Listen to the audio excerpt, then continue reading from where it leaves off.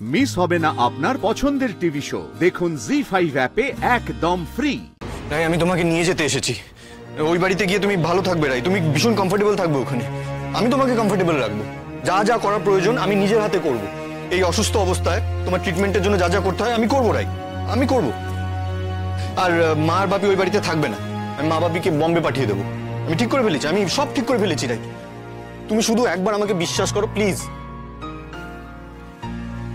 আচ্ছা বেশ বেশ, তুমি ভয় পেও না রাই, ভয় পেও না, আমি কিচ্ছু করবো না রাই। তুমি স্রোতকে আর মাকে নিয়ে চলো, তোমার স্রোত আর মা ওই বাড়িতে থাকবে, তাহলে তো তোমার কোনো অসুবিধা নেই, আমার কোনো প্রবলেম নেই। আমি এখনই বলেছি আমার কোনো অসুবিধা নেই রাই। এই রাই, আমাদেরকে ভালো থাকতে হবে রাই, ভালো থাকার চেষ্টাটুকু তো করতে হবে প্লিজ। সব ঠিক করে ফেলেছো? কার ব্যাপারে সব ঠিক করেছো? আমার ব্যাপারে তো? আমার ব্যাপারে তুমি কেন সবকিছু ঠিক করেছো নির্মাণ? আমি তো একটা আলাদা মানুষ, একটা সেপারেট এন্টিটি। কাজে আমি কোথায় থাকবো, কি করব না করব, সেই সবকিছু তুমি কেন আমার ব্যাপারে ঠিক করবে? তুমি কে? কে অনির্বাণ? মানে তুমি তুমি আমার উপর রেগে আছো আমি জানি। তুমি ভাবছো যে তুমি আমার সঙ্গে ওই বাড়িতে যদি থাকো তাহলে তোমার বোন স্রোত কষ্ট পাবে। সেই কারণেই তো আমি বলছি তোমার বোনকে নিয়ে চলো ওই বাড়িতে, তোমার বোনও ওই বাড়িতে থাকবে। ওটা আমার বাড়ি নয়। ওটা আমার বাড়ি হলে ওখান থেকে বের করে দেওয়ার অধিকার অন্য কারোর হতো না। মানে এখন তোমার মাথা কাজ করছে না। তুমি প্লিজ এখন অনির্বাণ এই কটা দিনের জন্য রায়কে পুরোপুরি মাথা থেকে বের করে দাও। কারণ আমি জানি আমার অপারেশনে ঠিক যতটা স্ট্রেস আমার পড়েছে, তুমি ভুল সেটা জানার পর তোমারও কম কিছু স্ট্রেস পড়েনি মানসিকভাবে। না না না না, আমি আর পাচ্ছি না। আমার দিদিভাইয়ের জন্য খুব চিন্তা হচ্ছে। অনির্বাণ এবার কিন্তু দরজাটা না খুললে। দিদিভাই, এই লোকটাকে খুব ডিস্টার্ব করছে তাই না? না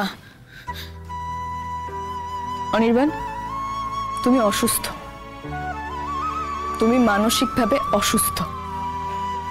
আমি আমার অসুস্থতার কথা জানতে পেরে ট্রিটমেন্ট করিয়ে নিয়েছি, কিন্তু তোমার অসুস্থতার কথা তুমি টেরই পাচ্ছ না। হাসপাতালে যাওয়ার থেকে সমস্ত সিদ্ধান্ত আমার একার ছিল, আর ভবিষ্যতেও সেটাই থাকবে। তোমাকে আমি অনেক সুযোগ দিয়েছি, আমার ব্যাপারে সিদ্ধান্ত নেওয়ার অধিকার তোমাকে আমি দিয়েছিলাম। আমি তোমাকে বারবার করে বলেছিলাম অনির্বাণ আমি প্রেগনেন্ট, এটা হতে পারে না, তোমার অন্য কোনো ডাক্তারের কাছে আমাকে নিয়ে যাওয়া উচিত। কিন্তু না, তুমি আমার সেই ভরসার কোনো মান রাখোনি।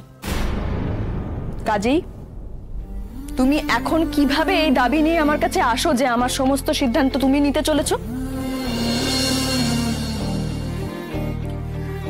অনির্বাণ তুমি প্লিজ এখান থেকে চলে যাও, আমার প্রচন্ড কষ্ট হচ্ছে। তুমি এখান থেকে চলে যাও, এত কথা আমি বলতে পারছি না।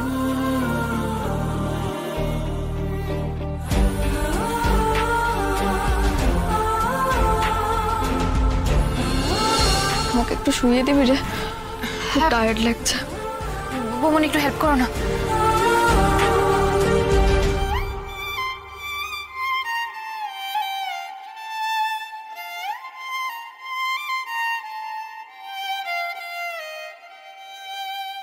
জি5 ডাউনলোড করুন আর সব এপিসোড দেখুন একদম ফ্রি।